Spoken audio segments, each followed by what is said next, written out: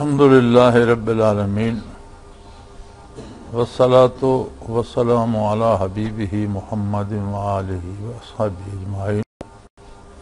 اعوذ باللہ من الشیطان الرجیم، بسم اللہ الرحمن الرحیم۔ بدر کی شکست نے مشرکین مکہ کی جہاں کمر توڑ دی، وہاں وہ مسلمانوں کے خلاف غیظ و غضب سے بھی بھر گئے، اور بدر کی فتح نے مدینہ منورہ میں اسلامی ریاست کی بنیادیں بہت مضبوط کر دیں۔ مسلمانوں کے روابط بھی بڑھنے لگے اور قریش کے تجارتی راستے مسلمانوں کی زد میں آ گئے۔ پھر بدر کی شکست کا بدلہ بھی انہیں چین نہیں لینے دیتا تھا، چنانچہ اگلے سال پوری تیاری کے ساتھ انہوں نے پھر مدینہ منورہ کا قصد کیا۔ یہ معرکہ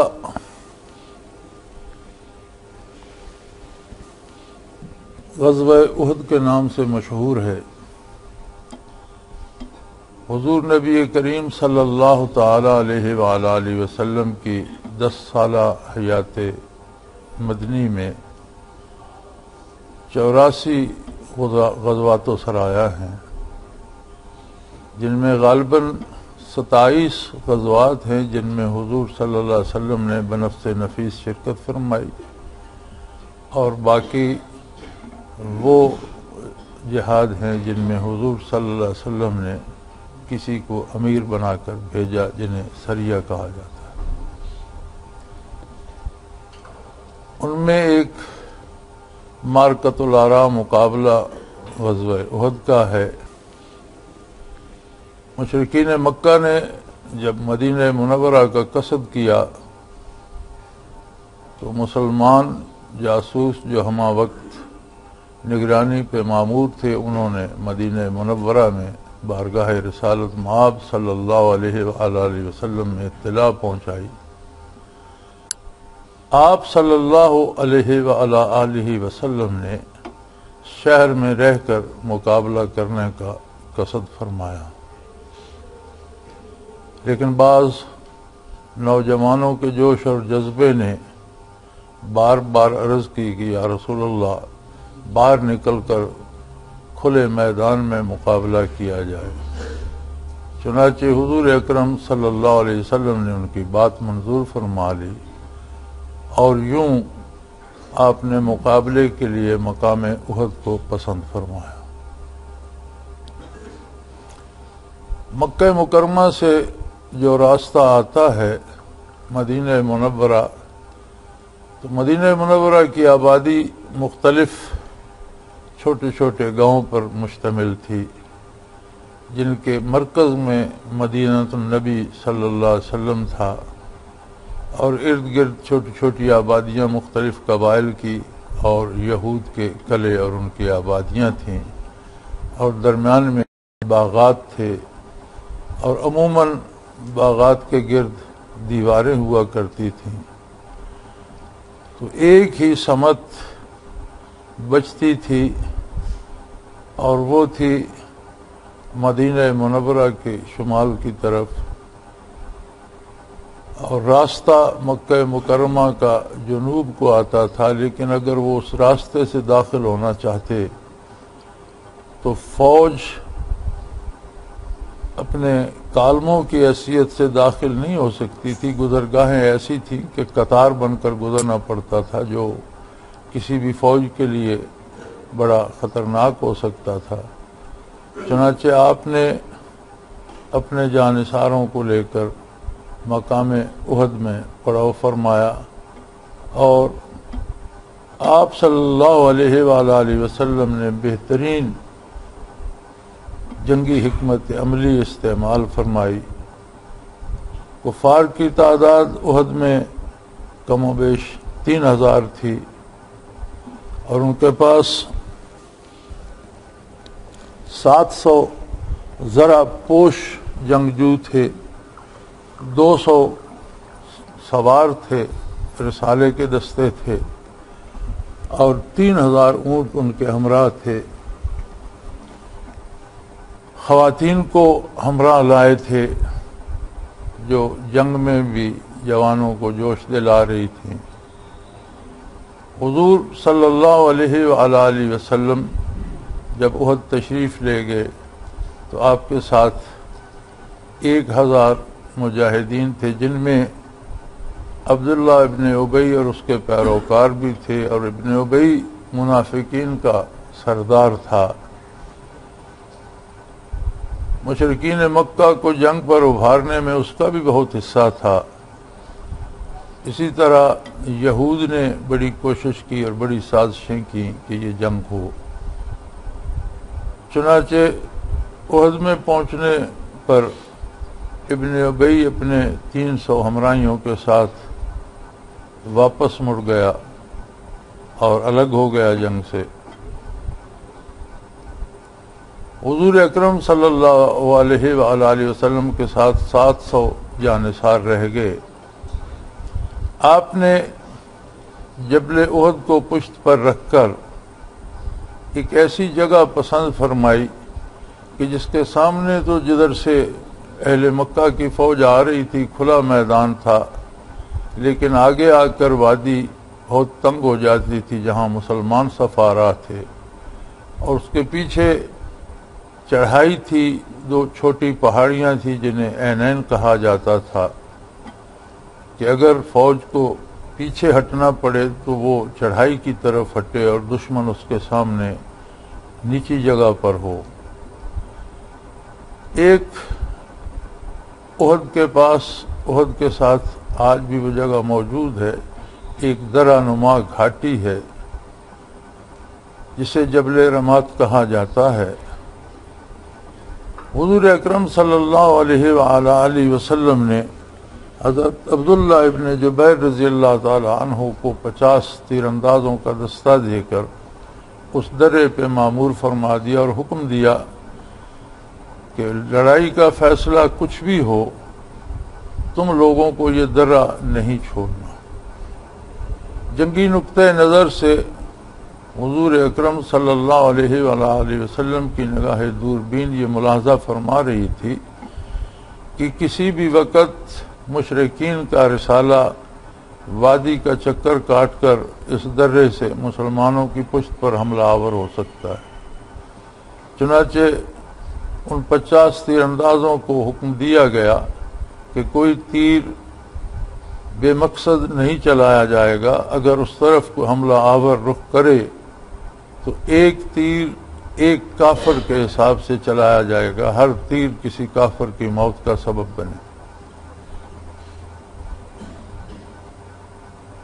صف بندی جب عینین کی پہاڑیوں کے سامنے کی گئی اور حضور اکرم صلی اللہ علیہ وآلہ وسلم خود کمان فرما رہے تھے، اہل مکہ نے بڑے جوش و جذبے سے حملہ کیا، لیکن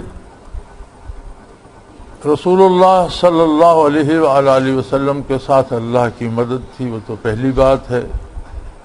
آپ کی بصیرت میں کائنات کی نظیر نہیں ملتی، مخلوق میں دوسرا کوئی آپ کا ثانی نہیں۔ چنانچہ آپ کی حکمت عملی سے وہ ایسے میدان میں لڑنے پہ مجبور ہوئے جہاں یک بارگی ان کی ساری فوج یلغار نہیں کر سکتی تھی، بلکہ فوج کا ایک تھوڑا حصہ سامنے آتا تھا، اور جب مقابلہ ہوا تو مسلمانوں نے انہیں گاجر مولی کی طرح کاٹ دیا۔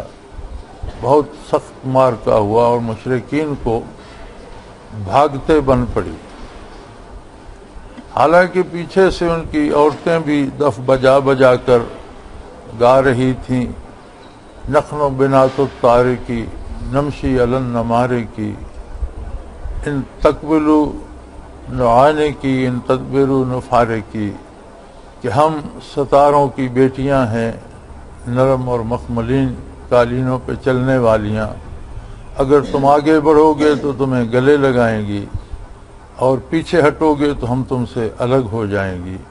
اس طرح کا گیت گا کر نوجوانوں کو لڑنے پہ مجبور کر رہی تھیں اور ان کے حوصلے بڑھا رہی تھیں. ہر طرح کا اسلحہ بھی تھا، 3000 کا لشکر جرار بھی تھا، لیکن جب گھمسان کا رن پڑا اور کفار بڑی تعداد میں مقتول ہوئے تو انہیں بھاگتے بن پڑی. اور مورخین لکھتے ہیں کہ جب اہل مکہ بھاگے تو وہ عورتیں بھی بھاگ رہی تھیں اور ان کی پنڈلیاں ننگی ہو گئی تھیں کہ وہ اپنے غرارے اٹھا کر بھاگ رہی تھیں.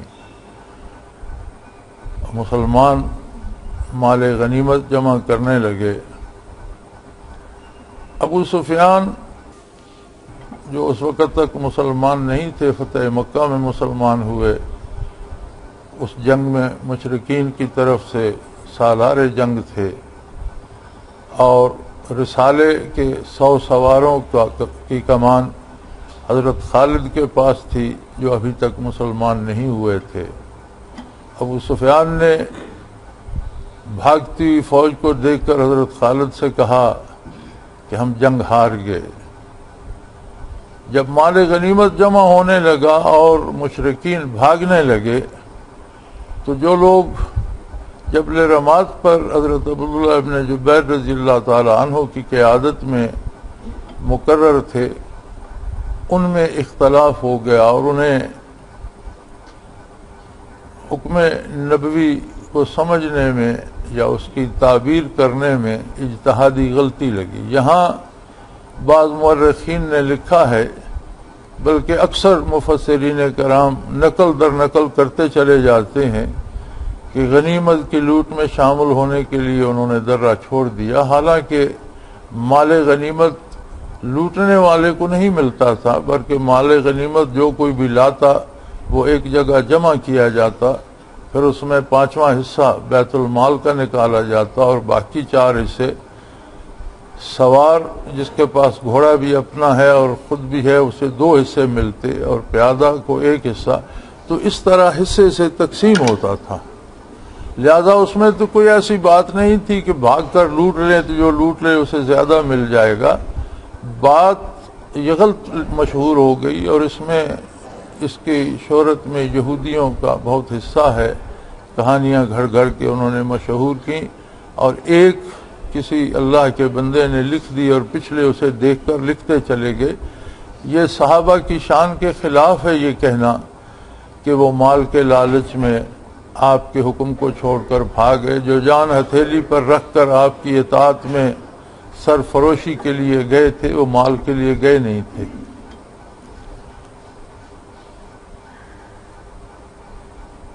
مسلمان اور مجاہدین اور بالخصوص صحابہ کرام جو قرآن کے مثالی مسلمان تھے وہ مال و دولت یا غنیمت کے لیے نہیں لڑ رہے تھے، اللہ کی اطاعت اور اللہ کے دین کی سربلندی کے لیے لڑ رہے تھے. ہاں جب مشرکین کا لشکر تتر بتر ہونے لگا اور وہ بھاگنے لگے تو انہیں خیال گزرا کہ اب تو جنگ ختم ہو گئی اور اب ہمیں بھی اس خوشی میں شامل ہونا چاہیے اور نیچے اترنا چاہیے. چنانچہ حضرت عبداللہ ابن جبیر کے منع کرنے کے باوجود لوگ اتر گئے. صرف 7 آدمی ان کے ساتھ رہ گئے. جب ابو سفیان نے خالد سے بات کی تو انہوں نے کہا نہیں ابھی ایک موقع ہے. ان کی نظر اس درے پر تھی. وہ اپنے 100 سواروں کا دستہ لے کر وادی کا چکر کاٹ کر اس درے میں جا نکلے. وہ 7 آدمی لڑ کر شہید ہو گئے اور انہوں نے مسلمانوں پر پیچھے سے حملہ کر دی جو بالکل ایک غیر متوقع حملہ تھا کیونکہ وہ سارے سامنے کی طرف متوجہ تھے. جب پیچھے سے حملہ ہوا تو ایک افراتفری مچ گئی. بھاگنے والوں نے بھی پلٹ کر حملہ کر دیا. ابو سفیان نے للکارا، دوسروں سے کہا کہ واپس بلاؤ لوگوں کو، جنگ کا پاسا پلٹ رہا ہے. چنانچہ انہوں نے بھی مڑ کر حملہ کر دیا اور مسلمان تتر بتر ہو گئے. وہ لشکر کی ترتیب بکھر گئی. اکثر علماء حق نے بھی یہاں ٹھوکر کھائی ہے اور اکثر نے لکھا ہے کہ مسلمانوں کو احد میں شکست ہوئی. لفظ شکست کا تعلق نبی علیہ الصلوۃ والسلام کی ذات کے ساتھ جوڑنا میری رائے میں توہین رسالت میں آتا ہے۔ جنگ کی فتح و شکست کا مدار دو تین باتوں پہ ہوتا ہے۔ ایک تو یہ ہوتا ہے کہ فاتح لشکر شکست خوردہ لشکر کو وہاں سے یا مار دیتا ہے یا بھگا دیتا ہے۔ دوسرا یہ ضروری ہوتا ہے کہ جہاں اس نے حملہ کیا وہاں وہ اپنا قبضہ کرتا ہے اور میدان اس کے ہاتھ رہتا ہے۔ تیسرا یہ ضروری ہوتا ہے کہ وہاں پھر وہ اپنی کوئی چوکی یا پوسٹ یا فوج کا ایک حصہ رکھ کر اپنے قبضے کو برقرار رکھتا ہے۔ اب اگر دیکھا جائے تو اہل مکہ کا جو حملہ تھا وہ اس بات کے لیے تھا کہ مدینہ منورہ کی اینٹ سے اینٹ بجا دیں گے اور اسلام کی ریاست کی بنیاد ہی کو ختم کر دیں گے، لیکن اس میں وہ اس بری طرح ناکام ہوئے کہ وہ مدینہ منورہ تک تو پہنچ ہی نہیں پائے۔ دوسری بات کہ میدان ان کے ہاتھ رہا، یہ بھی غلط ہے۔ مشرکین مکہ کو بھاگنا پڑا اور میلوں تک مسلمانوں نے ان کا تعاقب کیا، میدان مسلمانوں کے ہاتھ رہا اور نبی کریم صلی اللہ علیہ وآلہ وسلم احد میں فروکش رہے، شہداء کو جمع کیا گیا، ان کے جنازے پڑھائے گئے اور احد ہی میں ان کی تدفین عمل میں لائی گئی۔ بلکہ مورخین لکھتے ہیں کہ پہلے حضرت حمزہ رضی اللہ تعالی عنہ کا جنازہ حضور نے پڑھایا اور پھر ایک ایک مجاہد کا جنازہ ان کے ساتھ پڑھایا، تو 70 مجاہدین شہادت سے سرفراز ہوئے تھے۔ تو حضرت حمزہ رضی اللہ عنہ کا جنازہ آپ نے 70 مرتبہ پڑھایا، ہر مجاہد ایک ایک بار ان کے ساتھ رکھا گیا اور انہیں سید الشہداء کا لقب عطا ہوا۔ جنگ میں یہ ہوتا ہے کہ اگر ایک دفعہ فوج حملے کی شدت سے منتشر ہوتی ہے تو اسے پھر جمع کر کے دوبارہ منظم کیا جاتا ہے، جسے ری گروپنگ کہتے ہیں، کہ دوبارہ سے پھر ان کی بنائی جاتی ہے تنظیم۔ حضور نبی کریم صلی اللہ تعالی علیہ وسلم کی ذات گرامی پر بڑے حملے ہوئے، بڑی تیر چلائے گئے، پتھر پھینکے گئے۔ حضور اکرم صلی اللہ علیہ وسلم کے نیچے کے دانت مبارک کا ایک دانت مبارک کا ایک کونا شہید ہوا۔ یہ بھی غلط مشہور ہے کہ حضور کے 4 دانت مبارک شہید ہو گئے یا کوئی دندان مبارک شہید ہو گیا۔ نیچے کے اگلے 4 دانتوں میں سے ایک دانت مبارک کا ایک کونا شہید ہوا اور خود کی کڑیاں رخ انور میں اتر گئیں۔ حضرت ابو عبیدہ رضی اللہ تعالی عنہ نے اپنے دندان مبارک سے وہ کڑیاں خود کی رخ انور سے نکالیں اور جو خون آ رہا تھا حضرت ابو عبیدہ رضی اللہ عنہ نے وہ چوس لیا۔ اور عجیب بات ہے، اللہ کی شان ہے کہ حضور کا وہ خون مبارک چوسنے کے بعد ساری زندگی حضرت ابو عبیدہ رضی اللہ عنہ کے جسم پر کوئی ہتھیار اثر نہیں کیا کرتا۔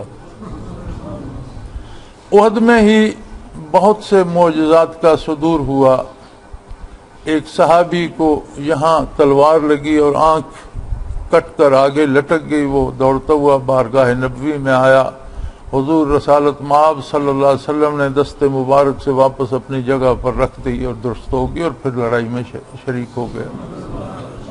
حضرت ابو دجانہ رضی اللہ تعالی عنہ کی تلوار ٹوٹ گئی اور بارگاہ رسالت میں دوڑے ہوئے آئے کہ یا رسول اللہ میری تو تلوار ٹوٹ گئی۔ آپ نے کھجور کی خشک ٹہنی اٹھا کر انہیں تھما دی، انہوں نے لہرائی تو وہ بہت شاندار تلوار تھی اور اس طرح لڑے کہ اس تلوار کا حق ادا کر دیا، اور بعد میں بھی انہیں صاحب احد کے نام سے پکارا جاتا تھا۔ چنانچہ مسلمان پھر یہ کسی کافر نے مشہور کر دیا، جب آقا نامدار صلی اللہ علیہ وسلم زخمی ہوئے تو پیچھے ایک گڑھا تھا، اس میں حضور علیہ الصلوۃ والسلام گر گئے تو کفار نے مشہور کر دیا کہ ان محمد قد مات، کہ حضرت محمد صلی اللہ علیہ وسلم نعوذ باللہ مار دیے گئے، شہید ہو گئے۔ صحابہ کرام نے جب یہ نعرہ سنا تو بیشتر کی آواز یہ تھی کہ آپ صلی اللہ علیہ وسلم کے بعد زندگی میں کوئی مزہ نہیں رہا، اب شہادت ہی منزل ہے، اور مزید بے جگری سے لڑے۔ کفار کی شرارت کا مقصد تو یہ تھا کہ مسلمان بے دل ہو جائیں گے، لیکن مسلمان نہایت بے جگری سے لڑے۔ اس افراتفری میں یہ بھی ہوا کہ بعض مسلمانوں کے ہاتھوں شہید ہو گئی، کچھ سمجھ نہیں آ رہی تھی دوست کون ہے دشمن کون ہے۔ چنانچہ صدیق اکبر رضی اللہ تعالیٰ عنہ نے، حضرت عمر رضی اللہ تعالیٰ عنہ نے، حضرت علی رضی اللہ تعالیٰ عنہ جو حضور کے ساتھ ہی لڑ رہے تھے، اور حضرت طلحہ رضی اللہ تعالیٰ عنہ نے جو تیر حضور کی طرف آتا وہ حضور کے سامنے کھڑے نہ ہوئے کہ بے ادبی ہوگی، حضور تشریف فرما تھے، وہ پیچھے کھڑے ہو کر آگے جھک کر ہاتھ انہوں نے زمین پر لگا لیے اور ہر تیر کو اپنے جسم پر روکتے تھے۔ ان کا وجود تیروں سے چھلنی ہو گیا تھا لیکن اف تک نہیں کرتے تھے، اور جو تیر آتا تھا اسے اپنی جان پہ لیتے تھے۔ تو جانثاری کی مثالیں قائم کی مسلمانوں نے، اور جب دوبارہ منظم ہوئے تو کفار کو بھاگتے بن پڑی، حتیٰ کہ بیر روحا تک جو کم و بیش 7-8 میل دور ہے وہاں تک مسلمانوں نے تعاقب کیا، اور ایسے لوگ بھی تعاقب میں شریک تھے جو بڑے شدید زخمی تھے، اور ایک دوسرے کے کندھے پہ ہاتھ رکھ کے کچھ دور چلتا، پھر وہ اس کے کندھے پہ ہاتھ رکھ کر سہارا لے کر چلتا، لیکن کفار کو بھگائے جا رہے تھے اور مدینہ منورہ کی حدود سے باہر نکال دیا۔ یہ بھی تو ہو سکتا تھا کہ لشکر جو وہاں سے ابتر ہوا ہے منظم ہو کر شہر پر حملہ آور ہو جائے، چونکہ مجاہدین سارے تو احد میں تھے، لہذا تب تک مسلمانوں نے تعاقب جاری رکھا جب تک وہ شہر سے خطرہ ٹل نہیں گیا اور مشرکین بھاگ نہیں گئے۔ تو جن لوگوں نے اور اکثر نے یہ لکھ دیا ہے کہ احد میں مسلمانوں کو شکست ہوئی، وہ قطعی غلط ہے، بلکہ اللہ معاف فرمائے، بارگاہ رسالت مآب صلی اللہ علیہ وسلم میں یہ گستاخی ہے۔ حضور بحمد اللہ فاتح رہے، یہ الگ بات ہے کہ مسلمانوں کو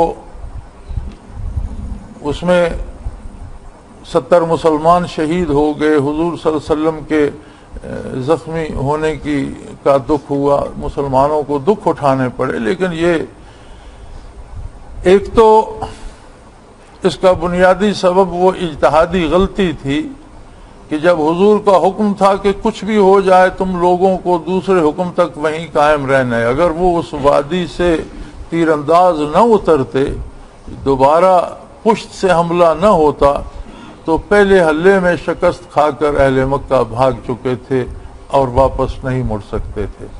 تو یہ جو دکھ اٹھانا پڑا، اس میں بھی ارادتاً نہ صحیح، سہون صحیح، اجتہادی غلطی سے صحیح، لیکن حضور صلی اللہ علیہ وسلم کی نافرمانی تو ہوئی، اور جب حضور کی نافرمانی سہون بھی ہو جائے، اس پہ گناہ مرتب نہ ہو، اللہ نے قرآن میں ان کی بخشش کا اعلان کر دیا کہ اللہ نے ان کی اس غلطی کو معاف کر دیا ہے، لیکن اس کے باوجود بھی دنیاوی تکلیف تو آئی، اور 70 نامور صحابہ شہید ہوئے۔ ان میں عجیب عجیب لوگ تھے، ایک شخص تھے عمر ابن الجموح رضی اللہ تعالی عنہ، ان کے 4 جوان بیٹے تھے اور چاروں احد میں شرکت کے لیے جا رہے تھے، اور ان کی ایک ٹانگ معذور تھی، لنگڑے تھے، اور عمر رسیدہ تھے، تو انہوں نے اصرار کیا شرکت کا، تو ان کے بیٹوں نے بارگاہ رسالت میں عرض کی کہ ہمارے والد کو روکا جائے، گھر میں بچوں کی دیکھ بھال کے لیے تو رہیں گے، لیکن جب انہیں حضور نے بلایا تو انہوں نے عرض کی یا رسول اللہ صلی اللہ علیہ وسلم، یہ جا رہے ہیں، یہ اپنی جان کے لیے جا رہے ہیں، میں یہ چاہتا ہوں کہ میں نے اس لنگڑی ٹانگ کو زمین پر اتنا عرصہ گھسیٹا ہے، اب میں اس ٹانگ کو جنت میں گھسیٹ کر چلنا چاہتا ہوں، مجھے یہ کیوں روکتے ہیں؟ چنانچہ وہ گئے اور احد میں شہید ہو گئے، اور شہادت کے بعد جب ان کے بیٹوں نے انہیں واپس لے جانا چاہا، اجازت دے دی حضور نے کہ جو اپنے شہداء کو مدینہ منورہ لے جانا چاہتے ہیں لے جا سکتے ہیں، جو نہیں لے جانا چاہتے ان کو یہاں دفن کیا جائے گا۔ تو کیا شکست خوردہ لشکر وہاں بیٹھ کر اس طرح سے آرام و اطمینان سے اپنے شہید ہونے والوں کو سنبھالتا ہے، دفن کرتا ہے، وہیں قیام کرتا ہے، رہتا ہے، یہ تو فتح کرنے والوں کا کام ہے۔ لیکن جب ان کی میت ان کے بیٹوں نے اٹھا کر اونٹ پر لا دی کہ ہم مدینہ منورہ لے جائیں گے، تو اونٹ نے اٹھنے سے انکار کر دیا۔ وہ بارگاہ رسالت میں آئے تو آپ نے فرمایا کہ ان کے کسی ساتھی کو بلا کر پوچھا جائے۔ ان کے ایک دوست تھے، انہیں بلایا گیا کہ تمہیں کوئی واقعہ، کوئی حال معلوم ہو تو انہیں عرض کی یا رسول اللہ، انہوں نے دعا کی تھی اور مجھ سے کہا تھا تم آمین کہو، اور میں نے دعا کی تھی اس پر انہوں نے آمین کہی تھی۔ انہوں نے دعا کی تھی کہ میں یہاں شہید ہو جاؤں، میں احد میں ہی دفن ہوں اور میدان حشر میں اپنے زخمی بدن کو لے کر، بہتے ہوئے خون کو لے کر احد سے ہی مجھے اٹھایا جائے۔ میں نے آمین کہی تھی۔ آپ نے فرمایا ان کی دعا قبول ہوئی، وہ اسے آپ نہیں لے جا سکتے، وہ ان کی دعا کے مطابق یہیں دفن ہوں گے۔ اور انہوں نے کہا میں نے دعا کی تھی کہ مکے کے کسی سردار کو قتل کروں اور اس کی ذرا میرے ہاتھ آئے اور میں فخر سے سینے پر پہن کر ٹہلا کروں۔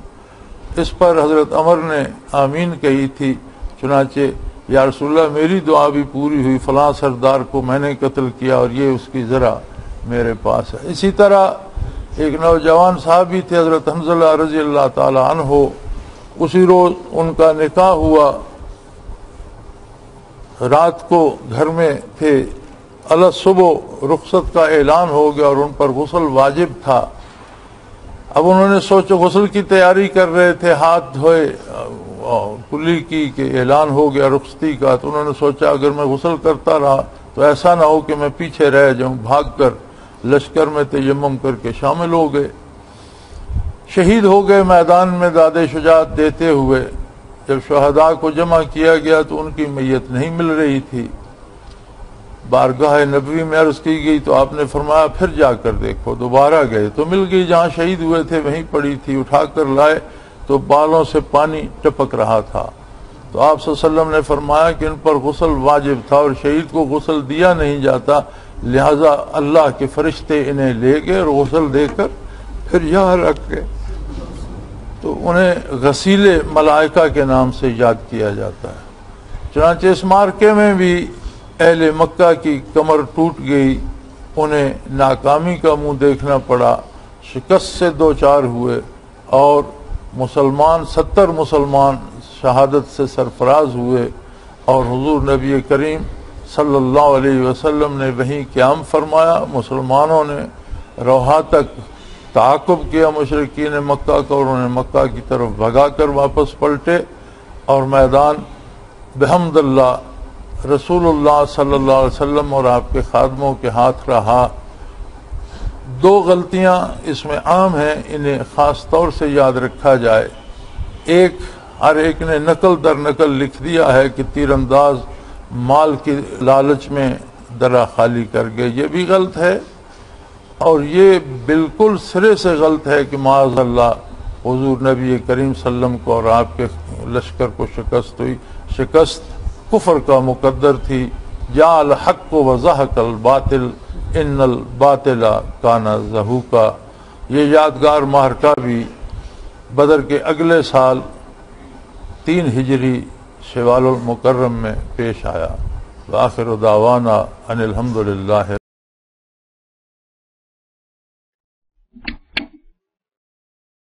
اگر آپ کو یہ ویڈیو پسند آئی تو لائک، شیئر اور سبسکرائب کرنا نہ بھولیے۔ اللہ حافظ۔